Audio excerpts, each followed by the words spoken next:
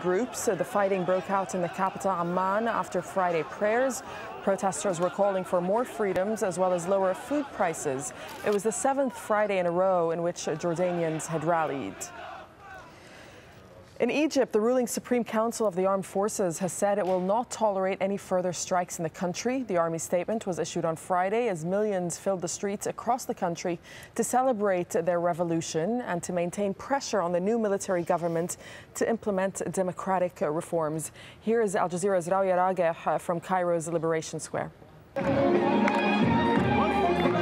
Draped in red, white and black, thousands of Egyptians come to Tahrir Square, this time not in protest, rather to mark their hard-won victory.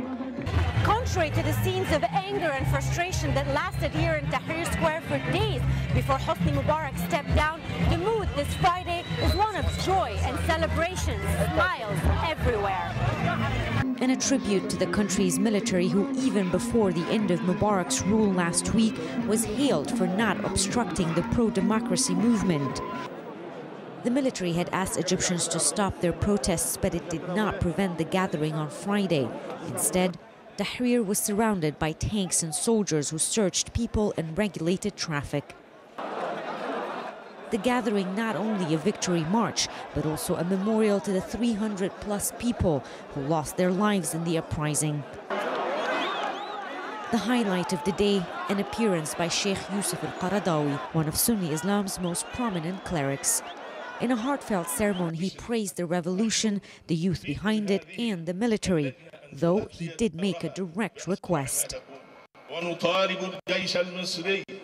I call on the Egyptian army to liberate us from the government that Mubarak formed in his last days. We want a new government that does not include the old faces that remind people of poverty and misery. But he also urged patience with the country's interim military leadership. The current cabinet was appointed by Mubarak before he stepped down. A reshuffle is expected in the coming few days. I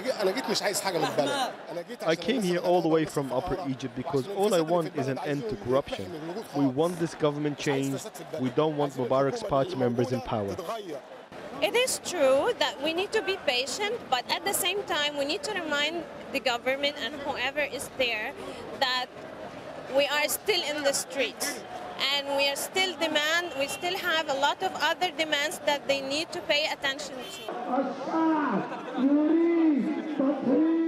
And until they see the country's 30-year emergency law lifted and the thousands of political prisoners released, many say they will keep the pressure. Rawia Rageh, AlJazeera, Cairo. The United States has vetoed a UN resolution to brand Israeli settlements illegal. The resolution had received backing from 14 out of 15 members, but was defeated. Instead, Washington has offered to support a weaker, non-binding presidential statement that rejects the legitimacy of Israel's settlements. It's prompted angry Palestinians to vow to reevaluate the entire Middle East process. Our opposition to the resolution before this Council today should therefore not be misunderstood to mean we support settlement activity. On the contrary, we reject in the strongest terms the legitimacy of continued Israeli settlement activity. Unfortunately, this draft resolution risks hardening the positions of both sides. It could encourage the parties to stay out of negotiations, and if and when they did resume, to return to the Security Council whenever they reach an impasse. Still to come on AlJazeera, is it victory for conservationists in the whaling wars as Japan's fleet abandons its hunt? That story's coming up in just a few moments. Stay tuned.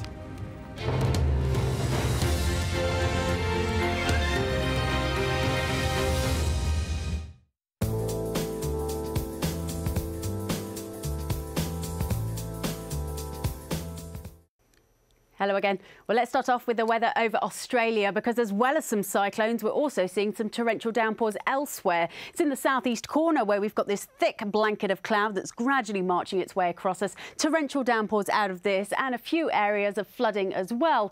This system's still going to be with us as we head through the remainder of Saturday, but not into Sunday. Sunday, it should eventually begin to clear away towards the east. Elsewhere, though, we'll still have lots of wet weather around. Darwin still not too far away from the remains of our cyclone Carlos, so yet more heavy downpours still to come here.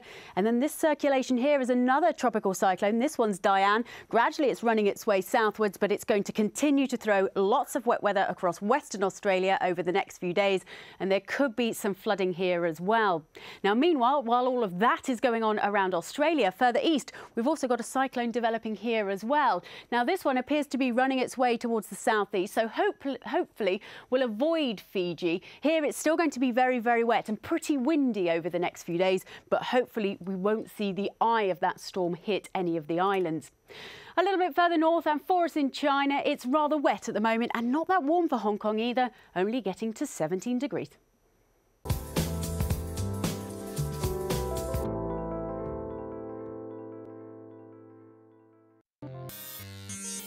As geeks take on dictators, bloggers turn dissidents, and social networks root for social justice, governments are going cyber, spying on their citizens, erecting firewalls like iron curtains, and closing down websites. We ask, is cyber-generated change virtual or real? Empire at this time on Al Jazeera.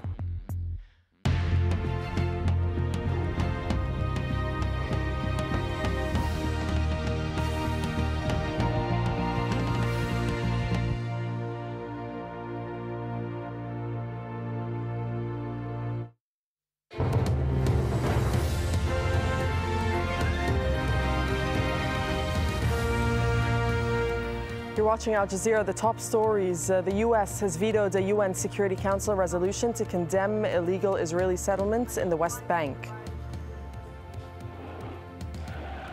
At least 70 people are thought to have been killed during demonstrations across Libya. And security remains tight in Bahrain's capital after shots were fired at anti-government protesters on Friday. Well, Barack Obama has called on Bahrain to exercise restraint following the latest violence. It's a tough act for the U.S. president, who needs to balance calls for democracy with the U.S.'s geopolitical interests in the region. Kimberly Hockett has this report from Washington.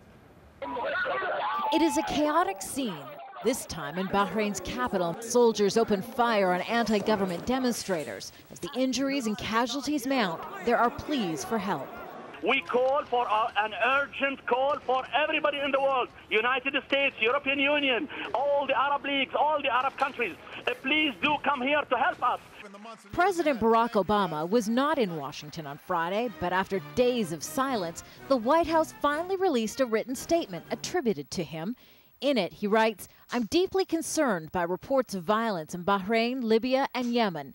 The United States condemns the use of violence by governments against peaceful protesters in those countries and wherever else it may occur." Administration officials are watching events in Bahrain with a certain amount of concern. The country is home to the U.S. Fifth Fleet, which is responsible for all naval forces in the Gulf. As a result, the U.S. State Department